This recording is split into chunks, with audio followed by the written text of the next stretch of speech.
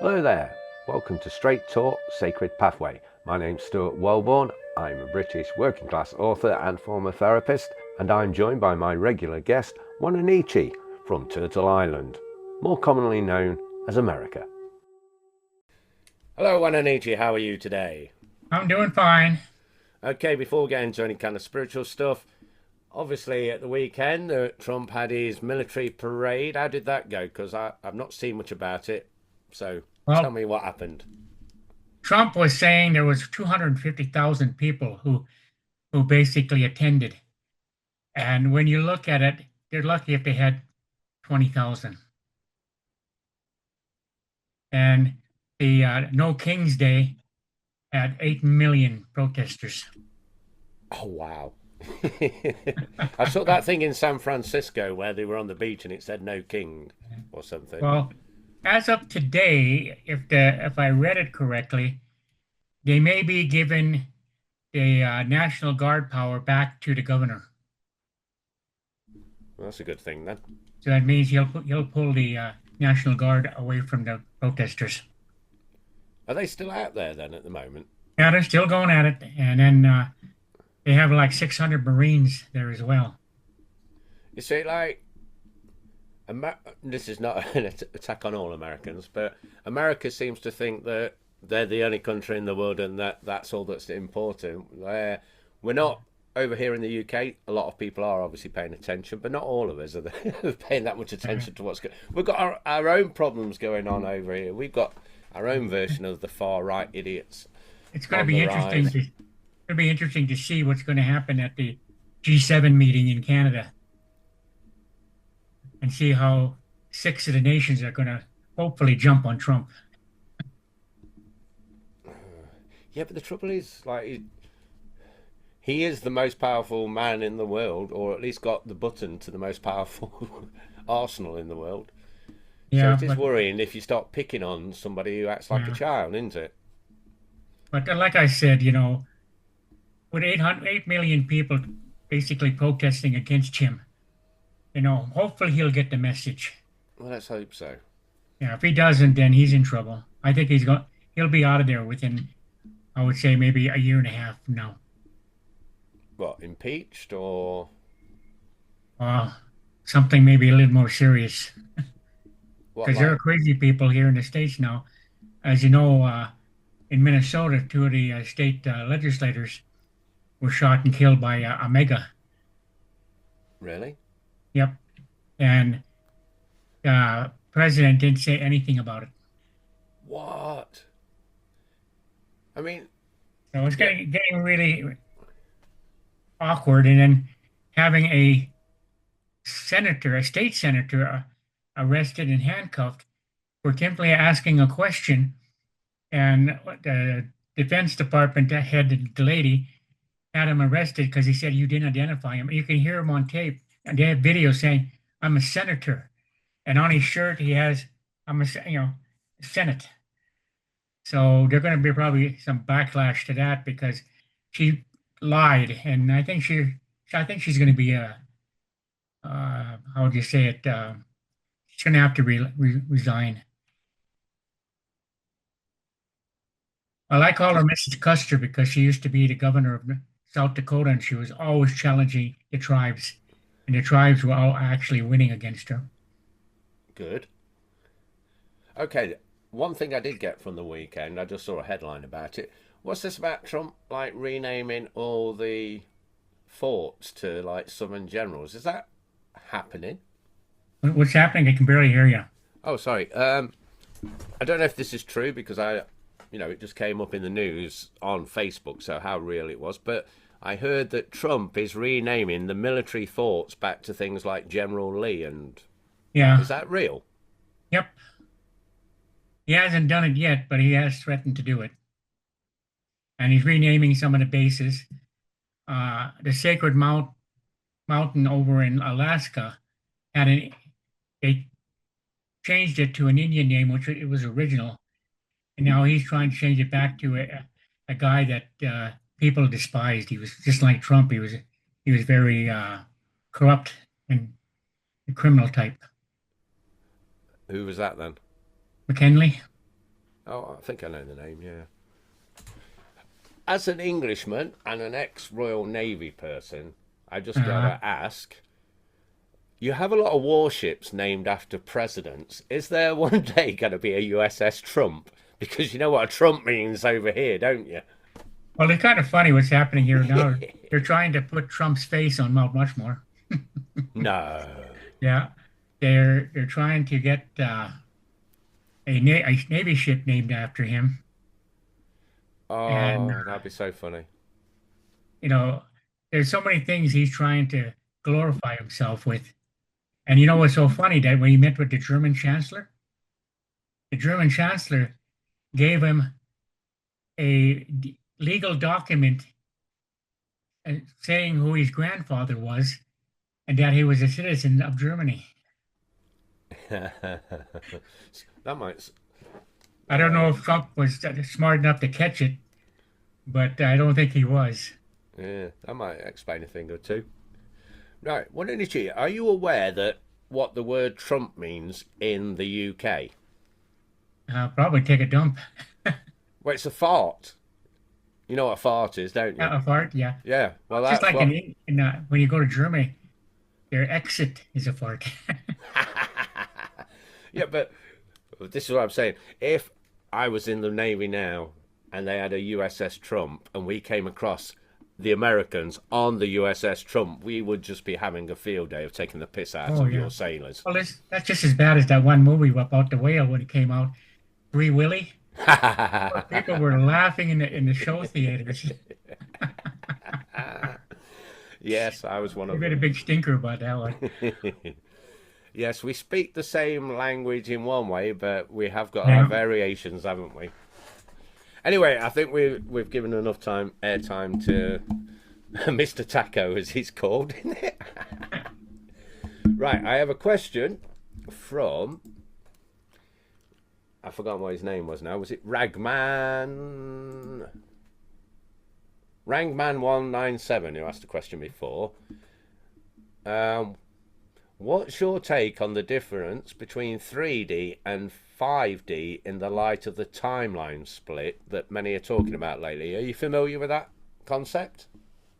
Say it again. Have you heard of the 3D and 5D timeline split? Are you aware of Mm. that? No, maybe Matthew, wherever he's gone. He probably know a lot about that. Yeah, I'm it's trying a to get him. consciousness. Is he there? I'm trying to holler him. He's probably outside already. It's a consciousness thing. I don't know why. Oh, excuse me. Why it's 3D and 5D, but they're saying that there's a timeline split, which might be like to do with, you know, quantum mechanics and multiple dimensions and the multiverse. But people on the 3D are of the old school and living in fear and stuff like that. And the 5D, I think, is about higher consciousness, love, and things like that. So maybe if Matthew's aware of it, he could talk about it. Because if you're not, you can't really have a take on it, can you? They seem to have evolved a little bit, and there is a large number of people out there, not enough yet, but starting to realize that they're starting to see a higher consciousness, and that with things that are being discovered and explained, people are being drawn more and more to a greater understanding of things. So, with a greater understanding of things, you're getting a lot more information and a lot more connection if they allow it to connect. But a lot of people, like I said, just like when they really have a dream and a vision about something, white society, Anglo society, we want to say, and all the society of different colors, except for the red, will always try to identify the vision and the dream as one. So a lot of people, again, are getting to that sense that there's something more out there. And because of that, their life force energy is getting a little more active because they're starting to get a lot more information, and a lot more information is being put out there so people will understand. What you could take a look at one time is the prophecy of the Sphinx, of his paw. They're saying that when a color will be revealed, then people will ascend to a higher being of being good, of being connected with love, connecting with understanding. And that's going to basically going to say it's going to change the world attitude. Okay, this Sphinx. I can't say that. The Sphinx prophecy you're on about, is this an ancient Egyptian prophecy? Yeah. Or yeah. Interesting. I've just been watching on Disney Plus actually something. There's a National Geographic series about the ancient Egyptians, and the Sphinx was mentioning that. I didn't hear anything about the prophecies. So is that at the time of the ancient pharaohs? Then this is my question. Sorry, we'll get on to others in a minute. Which is like 4,000 to 5,000 years ago. What were your ancestors doing at that time? Do you know? 4 to 5,000 years ago?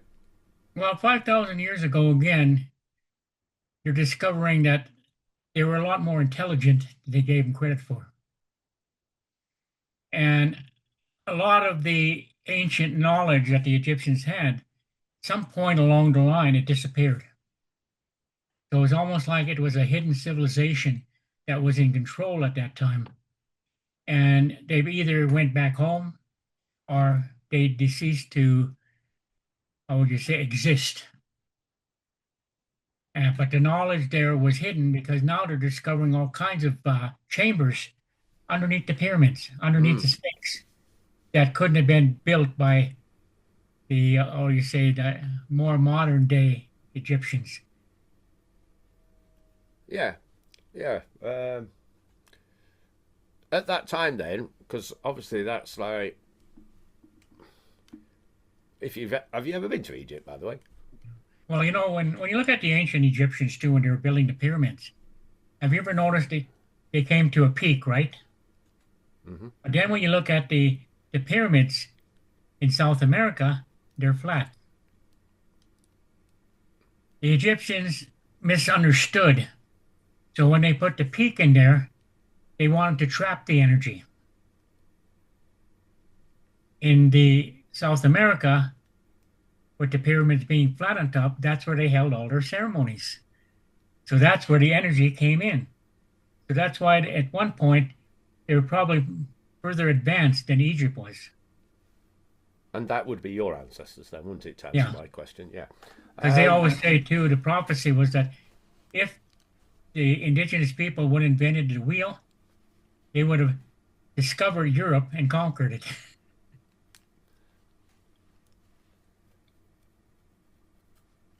Okay. I don't know how to answer that one. Yeah, a lot of people forget that the indigenous people were doing open heart surgery, open brain surgery, eye surgery, long before the Spanish people came in. And then the priests destroyed it all.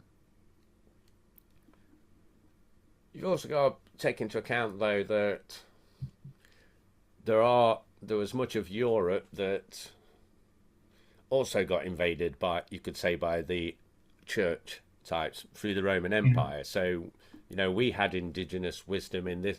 Not saying it was as good as yours, but we had indigenous teachings in the UK, and then the Romans came and took over, didn't they? Then the church came over, and ours all got lost. At least you kept yours for a little bit longer before we came over. Yeah. Well, even on Stonehenge in the ancient stone circles, if people would go in there and say offer tobacco and ask them, what was this for? What does this basically mean? What are the secrets? And they'll sit there and all of a sudden they'll have a vision. And the vision will explain exactly what that place was, why crystals basically surround it, and why there's such a connection to Merlin. Would this tobacco offering work at any of the stone circles in the UK? Yeah, what you do is before you go in, Yeah. offer tobacco and say, "Do I have permission to enter it? Because I need some information from you." Then, if they agree, once you get inside, you offer tobacco in the center and ask your question. How would you know if you didn't have permission? Oh, it usually takes about, you'll either have one instantly or maybe 4 days later it'll come.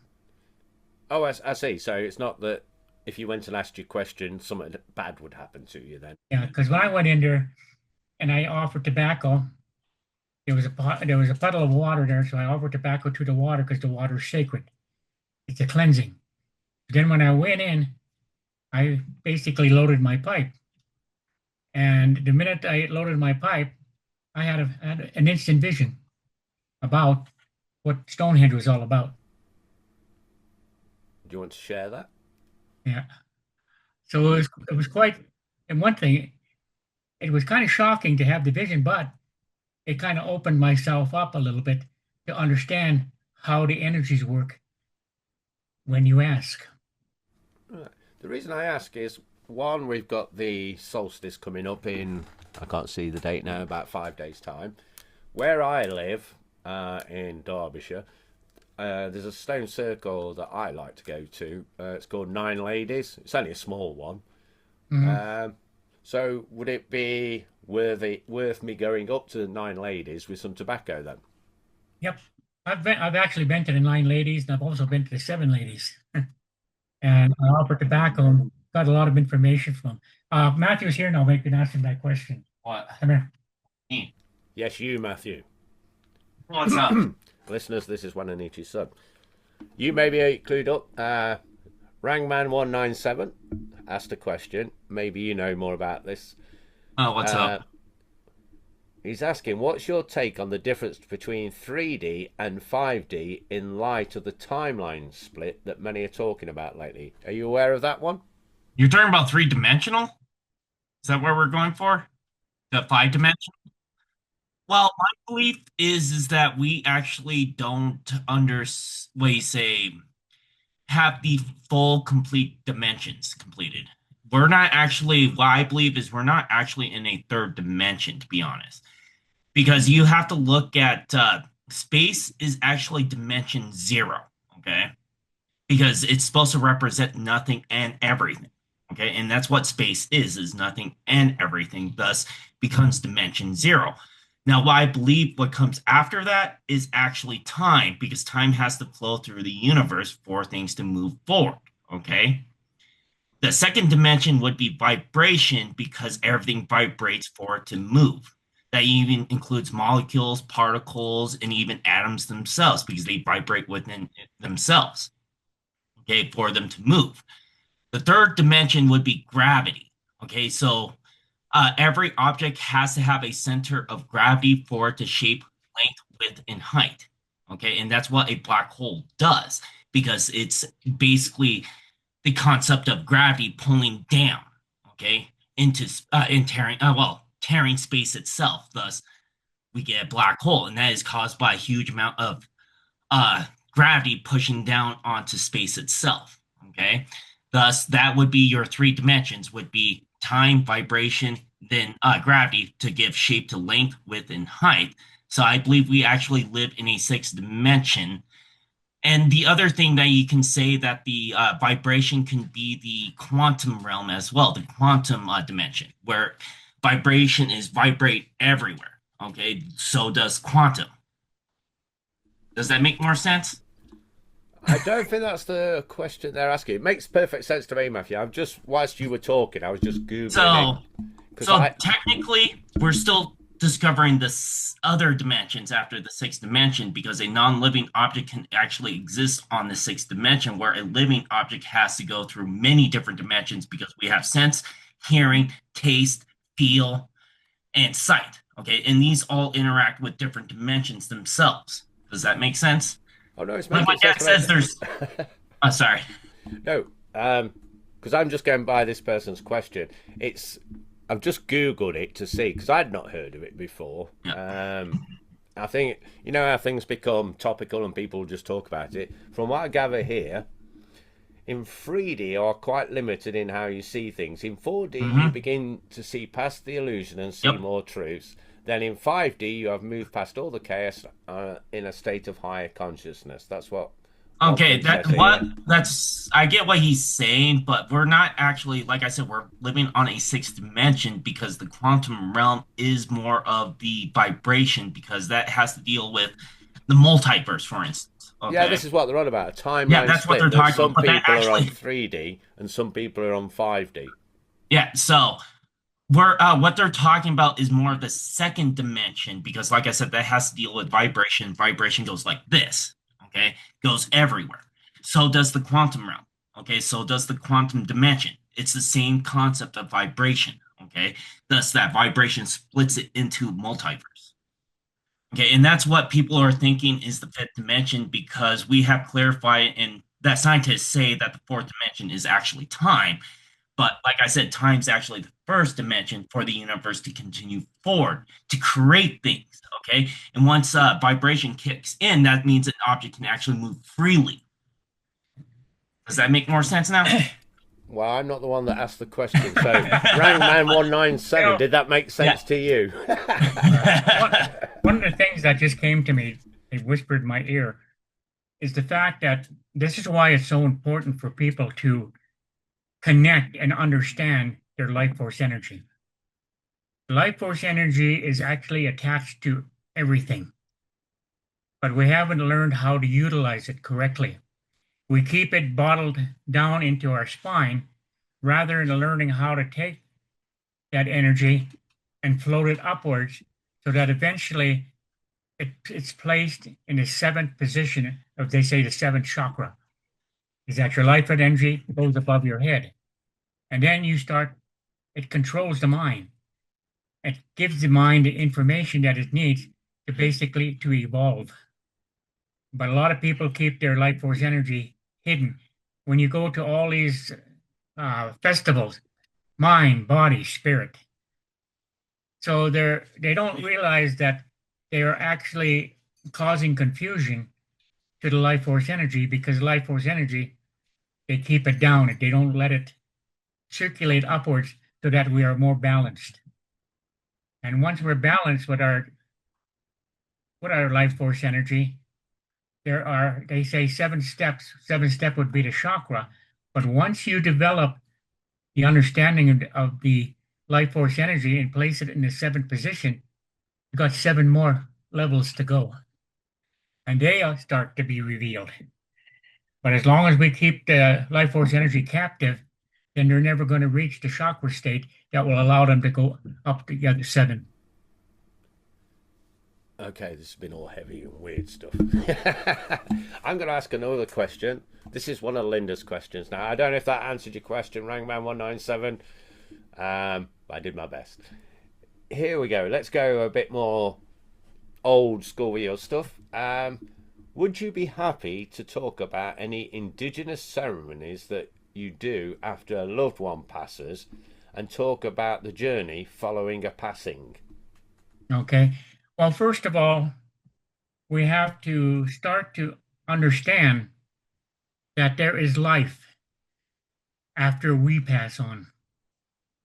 Our energy continues to live.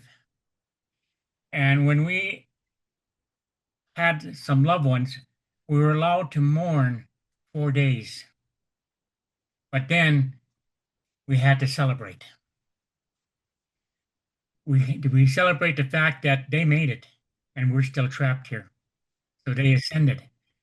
And giving an example, my adopted father, White Crow, Jake White Crow, I told him I had a vision. I told him, please stay away from Indian politics because if you do, they're going to take your life. And for about 4 years, he stayed away. That fifth year, he decided to go to a conference and run for the president of the organization. And he was so frustrated. When he came back, he went to bed and had a massive heart attack. And I went out and I did a ceremony for him. And I asked nature, this man was so attached to everything. He had such a nice heart, a kind person. Is there any way you can honor him? And when I went to bed, it was 70 degrees outside. When I woke up in the morning, there was snow. And all the trees looked like their branches were bowing their heads in honor of Jake. And then about an hour after I woke up, it was gone. It was back to 70 degrees again. So anyway, when he had taught me a ceremony that would open the doors for people who got trapped, because you have 16 days to say everything that you have to say, do whatever you have to do while your spirit, your energy is still attached to the earth. And then you go through the doorway. And I had a vision on the night of the 15th. And in that vision, I was in a turtle boat. And Jake was sitting on the shore. And I rolled up to him and he got in. And I sat there and I pedaled it and we went into the light. And we came out in the light and he stepped out of the boat and instantly he looked at me, he said, "I love you." And poof, he was energy. He was gone. But there are certain ceremonies too, seems like a lot of tribes have different ceremonies. Like the one is that you give the person in a bag, like OSHA, tobacco. Tobacco is for honoring and everything like that. And sage, but also a strawberry. And the strawberry is the offering that you make in order you to advance. So you actually go, and that's why I always kind of make fun of reincarnation. I always tell people, I said, yes, there is reincarnation in one way, but I like to call it recycling. Where the individual is recycling because he didn't find his pathway when he was here. So they sent him back to see if he will discover what his candle was. But if you're good enough, when you pass on, you'll go directly to your candle. But that's why the 144,000 candles is so important for people to understand, and they have to find that candle so that when they pass on, they don't have to come back. They don't have to be recycled. So would you say that compared to, say, in some traditions, you go reach an enlightenment and go beyond that to stop coming back? Once Do you have to reach that stage? Yeah. When you look at a lot of the movies, and they talk about placing their loved one that had passed on how would you say it, on can't remember what they call it, on the above the ground scaffold, and they wrap them in probably buffalo hide. Now, one of the reasons why they did that was the fact that when you were alive as a human being, you partook in all of what nature could give you. So your body was made up of nature. So when you passed, you offered your body as nourishment to that which you took when you were alive. I don't think we could get away with that over here in the UK. Just leaving bodies out. I actually got a joke for that for my dad because my dad wants to do that Right. himself in a way. And I told him, watch about like after he has decomposed and everything, and when someone's walking by, his body will fall right on top, and then everybody will be freaking out. Because I told him if I pass, just take me to an isolated area in the mountains and put me in a tree. And like I said, just imagine someone walking by, and here goes my dad's body on top of it. Unfortunately, we don't live in those times anymore. There'd be an investigation and all sorts, although maybe your country's regressing a bit more than... Yeah. See, one of the things, too, I really want to emphasize to people that time is running out. And there'll be a time when they won't be able to become part of the human circle of life, which is the sacred hoop, because they have a timeline, and once that timeline is not met, then say goodbye, because Judgment Day is going to be upon us. And the ones that are basically a part of the sacred hoop, they don't have anything to worry about. They're attached to the energies.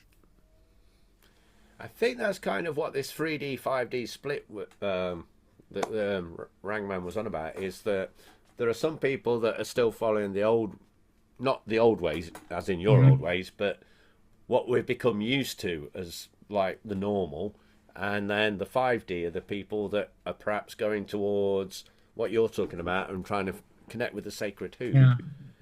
One last question, because we are running out of time.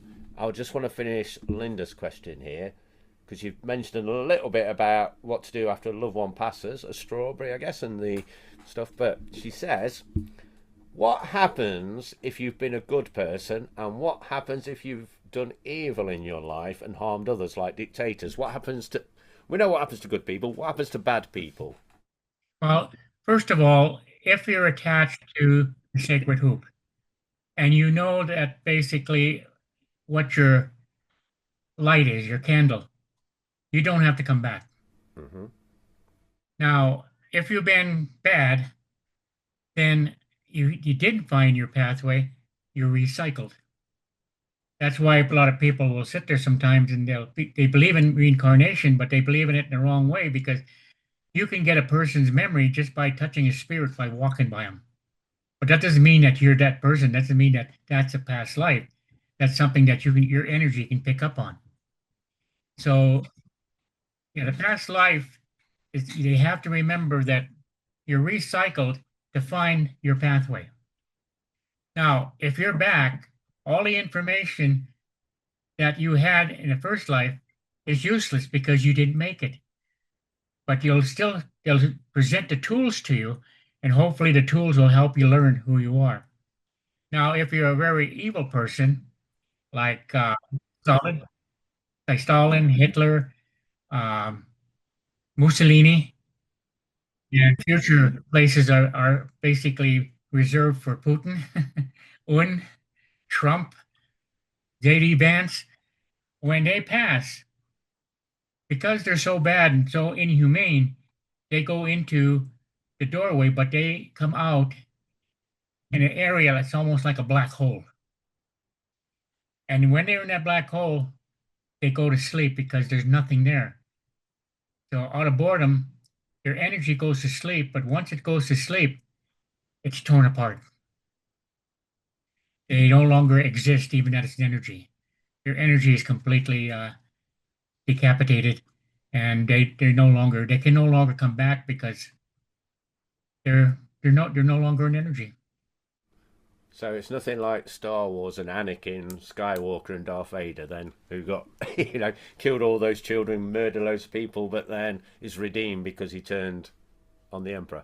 Because you hear a lot of stories about people who passed, and they come and they get the individual that they loved can actually see them, and they just want to say goodbye, I love you, and then they're gone. But there's a lot of documentation on that, so it does exist. That's interesting take you've had there. Interesting to hear what you said about people like Mussolini and Hitler there, that, they don't get a second chance then. They just go to sleep and their energy obliterates then. Yeah. Does it, that energy though, because according to physics nothing can be destroyed, does it come back in some other sort of form then? It's like I said, your energy will choose a lot of times. But you got to understand that when you come into this world, there's two energies versus one energy. And that is where you're supposed to go within the womb, so that you can basically repent. And once you come out, it's just like when I talk to people, the way you come out is the way you come out. So that's why I can't understand why people are so prejudiced against the way the baby comes out of the womb, whether they're both a male, female, whether they're basically, again, gay. So you can't criticize something that was made because that's the way they were supposed to come out.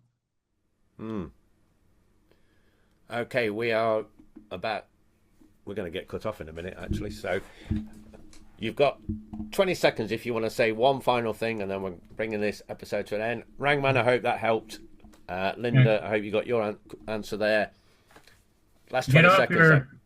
Get off your couch, find your source of energy. And it's here, but all you have to do again, I'll come if there's enough people who want to learn. There we go. Thanks for tuning in, folks. We will be back next week. Thank you for tuning in to the Straight Talk Sacred Pathway podcast. I hope you'll come back for our next episode next week.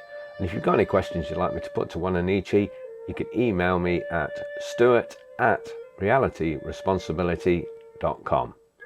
Details should be in the description where you're listening to this podcast.